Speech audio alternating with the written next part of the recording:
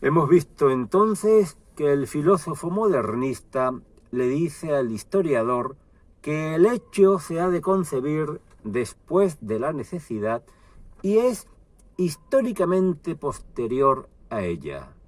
El orden sería, por lo tanto, necesidad, hecho, narración. Sacamos de aquí ya una regla fija, que es que la fecha de un documento cualquiera se ha de determinar solamente en función del momento en el que la necesidad aparece en la Iglesia. Es la fecha de la necesidad la que de alguna forma determina la fecha del hecho. Bien, este es un aspecto que debemos tomar con cautela, porque ciertamente hay escritos que se han hecho a partir de una necesidad. Yo recuerdo, por ejemplo, las cartas de San Pablo, la carta a los Gálatas. Surge una serie de problemas con los judaizantes. Se presenta nuevamente la ley mosaica con sus prescripciones como algo que tenga que ser obligatorio para los cristianos, y tiene que intervenir Pablo, recordando cuál es verdaderamente el Evangelio y cuál es la liberación que nos ha traído Jesucristo de la ley entendida de esa manera. Pero la clave está quizás en la palabra solamente. Nos dice San Pío X que la regla fija es: la fecha de un documento se ha de fijar solamente según la fecha en que la necesidad surgió en la Iglesia. Bien, solamente, porque adaptándonos al dogma de la evolución que tiene el filósofo modernista, no habría ningún otro motor de la historia. Siempre la necesidad. Entonces, ¿qué hace? ¿Qué hace el crítico? ¿Qué hace el crítico con el material que le da el historiador? Pues separa los documentos que pertenecen al origen de una cosa de los documentos que pertenecen al desarrollo de esa cosa. ¿Para qué? Para aplicar las leyes de la evolución. Y entonces empieza a escrutar esos documentos ordenados de esa forma para ver este equilibrio entre las fuerzas conservadoras y las fuerzas del progreso. Porque todo hemos dicho que es como un encuentro entre opuestos. El progreso por una parte, el conservadurismo representado por la Iglesia y su tradición por otro lado. Bien, esto es para el modernista el motor de la evolución y por lo tanto el motor de la historia también. Bien, hemos visto entonces que todo parte del filósofo, que el auténtico autor, el auténtico inspirador tanto de la historia como de la crítica modernista es el filósofo. Vemos también que el crítico hace dos tipos de crítica: la crítica interna y la crítica textual.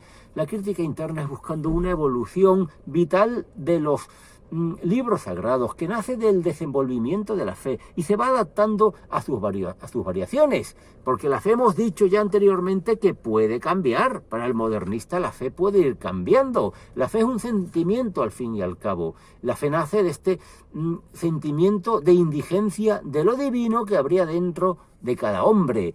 Entonces hay que distinguir cuáles son los documentos que nacen de este sentimiento de indigencia, de este desenvolvimiento vital de la fe, y separar esta crítica de la textual.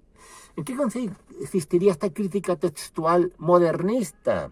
No es que no valga ninguna crítica textual, sino la crítica textual modernista, pues en que a partir de un texto base mínimo, según la necesidad, se van metiendo interpolaciones y adiciones.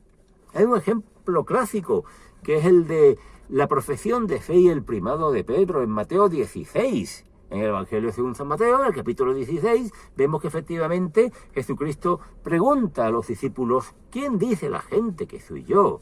Y después le pregunta a a sus apóstoles, ¿y vosotros quién decís yo? ¿Quién decís que soy yo? Y ahí hace Pedro su profesión de fe y Jesucristo le da el primado. Claro, esto suena tan católico que la crítica textual protestante ha dicho que es una adición posterior nacida de una reflexión de cierto sector de la Iglesia primitiva.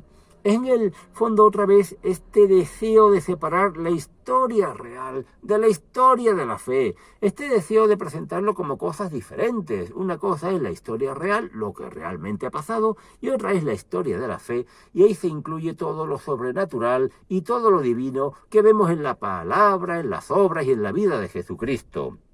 Bien, entonces, esta crítica textual y también la crítica interna se adaptan siempre a la historia real, que hemos dicho que entiende el modernista, el historiador modernista, historia real e historia interna o de la fe.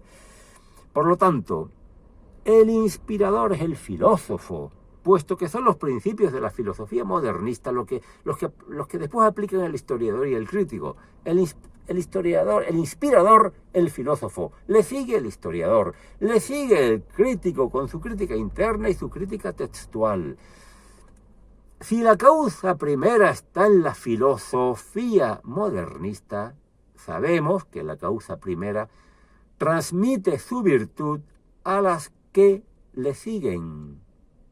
Por eso nos dirá San Pío X que no solo la filosofía, sino necesariamente también la historia y la crítica modernista son agnósticas, son inmanentistas y son evolucionistas, por lo tanto, profundamente anticatólicas.